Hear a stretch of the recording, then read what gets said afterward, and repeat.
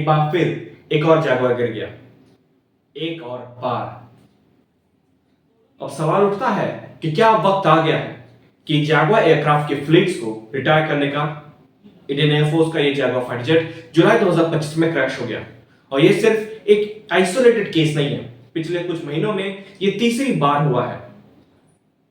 आज की वीडियो में हम पूरा डिटेल डिस्कशन करेंगे जैगुआर फाइटर्स के फ्लीट के बारे में और क्यों सिर्फ हमें इंडिया के ही इंडियन जेट्स क्रैश होने की खबर मिलती है, ना कि यूएस, चाइना या इवन पाकिस्तान जैसे देशों की।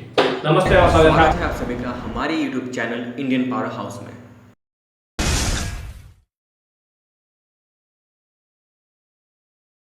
वीडियो कंटिन्यू करने से पहले क्रैश का एक क्विक ओवरव्यू करते हैं। लोकेशन जहां पर प्लेन क्रैश हुई वो है चूरू डिस्ट्रिक्ट के पास राजस्थान में। डेट 9 जुलाई 2025। एयरक्राफ्ट स्पेकैट जैगुआर, एक एंग्लो फ्रेंच ऑरिजिन का फाइटर बॉम्बर जेट। अनफॉर्चुनेटली इस क्रैश में दोनों पायलट्स की डेथ हो चुकी है और इसका कॉज प्राइमरी सस्पेक्टेड है टेक्निकल फेलियर ड्यूरिंग फ्लाइट। तो आखिर जैगुआर का इतना नाम क्यों है? इसके पीछे एक बड़ी लेगेसी है। जैगुआर इंडियन एयरफोर्स में 1979 में इंडक्ट हुआ था। पहले 40 जेट्स ब्रिटेन से आए थे फ्लाईअवे कंडीशन में।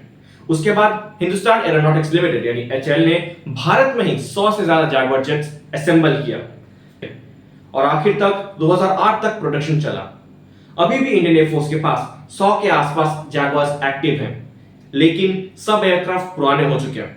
सबसे नए जैगुआर भी 17 साल पुराने हैं और कुछ तो 46 इयर्स से सर्विस में है। जैगुआर एक रिलायबल वॉर हॉर्स रहा है, लेकिन अब उसकी टेक्निकल हेल्थ बिगड़ती जा रही है।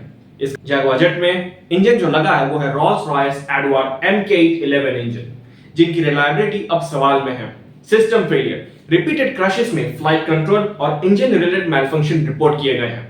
मॉडर्न एवियोनिक्स जैसे टैरेन 3 अपग्रेड के बाद भी मैकेनिकल फिटिंग ओल्ड एयरफ्रेम्स में कांस्टेंट प्रॉब्लम बन गया है। मार्च 2025 में एक जैगुआर अंबाला में क्रैश हुआ और उसके बाद अप्रैल में जामनगर के पास एक दूसरा जैगुआर क्रैश हुआ। दोनों बार ही टेक्निकल फेलियर्स था और इस बार सस्पेक्ट किया जा रहा है कि तीसरी बार यानी अभी जो रिसेंटली क्रैश हुआ उसमें भी टेक्निकल फेलियर ही रहा है। तो सवाल ये उठता है, अगर एयरक्राफ्ट पुराना हो गया है तो इंडियन एयरफोर्स अब तक उसे रिटायर क्यों नहीं करती? क्योंकि ऐसे 3 पॉइंट्स हैं जिनकी वजह से इंडियन एयरफोर्स ने उन्हें अभी तक रिटायर नहीं किया है। Point 1, deep strike capability. Jaguar अभी भी low level penetration strike roles में काफी एफिशिएंट है। नो डायरेक्ट रिप्लेसमेंट, अभी तक फुल्ली ऑपरेशनल और टेस्टेड रिप्लेसमेंट अवेलेबल नहीं है for this role. Spare parts stockpile, Hindustan Aeronautics Limited यानी एचएएल ने एक 20 साल का स्पेयर पार्ट रिजर्व बनाया है फॉर लॉन्ग टर्म सस्टेनमेंट। लेकिन ग्राउंड रियलिटी ये है कि 2025 तक आते आते जैगुआर फ्लीट अब एक्सीडेंट प्रोन होती जा रही है। जैगुआर्स ने इंडिया के लिए बैटल्स में कई इंपॉर्टेंट रोल प्ले किए हैं, लेकिन अब वक्त आ गया है कि उस वॉरियर को ऑनर के साथ रिटायर करने का। अगर हम फ्यूचर एयर कॉम्बैट सेफ्टी और एफिशिएंसी की तरफ बढ़ना चाहते हैं तो एजिंग प्लेटफॉर्म्स जैसे जैगुआर को नया घर मिलना चाहिए, एक म्यूजियम में, नॉट इन द स्काईज। मैं चाहता हूं कि आप सोचें, आखिर हमेशा इंडियन जेट्स क्यों क्रैश करते हैं? अमेरिका या चाइना तो कभी क्रैश ही नहीं करते, यहां तक कि पाकिस्तान का भी रेयरली कुछ सुनने में आता है। तो चलिए इस मिथ का सर्जिकल ब्रेकडाउन करते हैं। सबसे पहले चाइना से शुरुआत करते हैं। ट्रांसपेरेंसी। इंडिया में जब भी कोई मिलिट्री एयरक्राफ्ट क्रैश होता है, मीडिया तुरंत रिपोर्ट करता है। एयरफोर्स भी कोर्ट ऑफ इंक्वायरी की अनाउंसमेंट ओपनली एंड पब्लिकली करती है। लेकिन चाइना में ऐसा नहीं होता। वहां अगर फाइटर क्रैश होता है तो उसे नेशनल सीक्रेट बना दिया जाता है। स्टेट मीडिया उसे कवर कर लेता है या टोटली सप्रेस। उदाहरण के लिए 2022 में चाइना का J-10 क्रैश हुआ था सिचुआन में, बट आपको उसका ऑफिशियल कंफर्मेशन कभी नहीं मिलेगा। अमेरिका की बात करें तो उनके एयरफोर्स के पास हर साल डजन ऑफ एयरक्राफ्ट मिसहैप्स होते हैं, लेकिन उनके एयरक्राफ्ट मॉडर्न और अपग्रेडेड होते हैं। इमरजेंसी सिस्टम और injection modules state of the art होते हैं। क्रैशेस यूजुअली ट्रेनिंग रेंजेस में होते हैं और मीडिया की कवरेज से दूर। उदाहरण के लिए 2023 में यूएसएएफ यानी यूनाइटेड स्टेट्स एयरफोर्स में 60 से ज्यादा क्लास ए मिसहैप्स यानी सीरियस क्रैश रिपोर्ट हुए थे, including F-16s, F-35s and even B-2 bombers. Pakistan की बात करें तो पहले ही वो एक कंकाली में आटा गीला देश है। पाकिस्तान का एयरफोर्स स्केल बहुत ही छोटा है, उनकी ट्रेनिंग फ्रीक्वेंसी लिमिटेड है मोस्ट एयरक्राफ्ट sorties कम होती है ड्यू टू बजट कॉन्स्टेंट्स। और जब क्रैश होता भी है तो उनकी मीडिया या तो अंडर रिपोर्ट करती है या अटेंशन डाइवर्ट करती है। एग्जाम्पल के लिए 2022 में PAF का मिराज क्रैश हुआ था during training, almost no national media coverage. तो देश वालों को पता ही नहीं होता कि एक प्लेन क्रैश हो गया, उनको सिर्फ एक ही चीज सुनाई देती है। शताब्दी इख्तियार इस्तेमाल करते हुए उन्होंने इजैकुलेट नहीं किया, बल्कि तैयारे को जो टाइम वो इजैकुलेशन। सबसे बड़ी चैलेंज ये है आउटडेटेड प्लेटफॉर्म को ओवर एक्सटेंड करना। जागुआर जैसे एयरक्राफ्ट दूसरी एयर फोर्सेस ने कब के रिटायर कर दिए थे डेकेड्स अगो। इंडिया उन्हें अभी भी चलाने की कोशिश करता है अपग्रेड्स के साथ, लेकिन बेस एयरफ्रेम तो पुराना ही होता है। इसीलिए मेंटेनेंस बर्डन, टेक्निकल फिटिंग और क्रैश रिस्क नेचुरल हो जाता है। सच्चाई तो यह है क्रैशेस हर एयरफोर्स में होते हैं, लेकिन इंडिया के केस में पुरानी टेक्नोलॉजी, ओपन मीडिया और lack of full fleet modernisation, ये तीन फैक्टर्स मिलकर हमें क्रैश के हेडलाइंस पर रोज दिखते हैं। अगर हम ग्लोबल लेवल पर सिक्योरिटी और एक्सीडेंट फ्री एयर पावर चाहते हैं तो हमें सिर्फ इंपोर्टेड जेट्स नहीं, नेक्स्ट जनरेशन इंडिजिनियस सिस्टम पर फुल फोकस लगाना होगा। जैगवार्स का इंडक्शन हुआ था 1979 में, मिग 21 का हुआ था 1963 में और मिग 29 और मिराज 2000 1980s से हैं। जब तक तेजस रेडी नहीं हुआ और राफेल लिमिटेड क्वांटिटी में आया तब तक हमने पुराने जेट्स को अपग्रेड के थ्रू मैनेज किया, लेकिन इसके बाद तेजस और डिलेड हुआ, राफेल और एक्सपेंसिव और लिमिटेड क्वांटिटी में आया और हमें साइमल्टेनियसली चाइना और पाकिस्तान दोनों से डील करना होता है और इस वक्त फ्लीट को श्रिंक करना बहुत बड़ा रिस्क है। यूएसए जेट्स को रिटायर करता है before the event start breaking. उनके पास अनलिमिटेड डिफेंस बजट है, मैसिव प्राइवेट डिफेंस इंडस्ट्री है, जैसे लॉकहीड उनका है, बोइंग उनका है, रेथियन भी उनका ही है।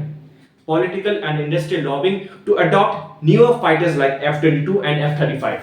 अगर F-16 या F-18 पुराना हो जाए तो या तो उन्हें रिबिल्ड कर दिया जाता है या पूरा ही रिप्लेस कर दिया जाता है।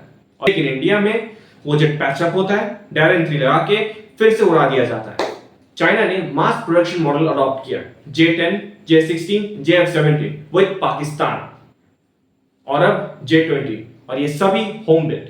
चाइना के जेट्स नए हैं और वहां पुराने चीजें ज्यादा नहीं चलती। पाकिस्तान ने पुराने मिराज और F-7 को रिटायर कर दिया है। अब उनका फोकस है JF-17 थंडर पे, जो कि बहुत ही चीप, मेंटेनेबल और China supported. Despite the fact China की चीजें चलती नहीं है, उन्होंने कॉम्प्लेक्स अपग्रेड्स और 40 साल से ज्यादा पुराने जेट्स को खींचने का रिस्क नहीं लिया, लेकिन इसके बाद भी एक मिग 21 उनके F-16 को उड़ा देता है। डायलॉग याद रखना बड़ा जरूरी है। Jaguar still flies, let's upgrade the radar and call it Talon 3। ये माइंडसेट अब डेंजरस हो गया। Frame fatigue, old electronics plus new software, which is a complete big mismatch।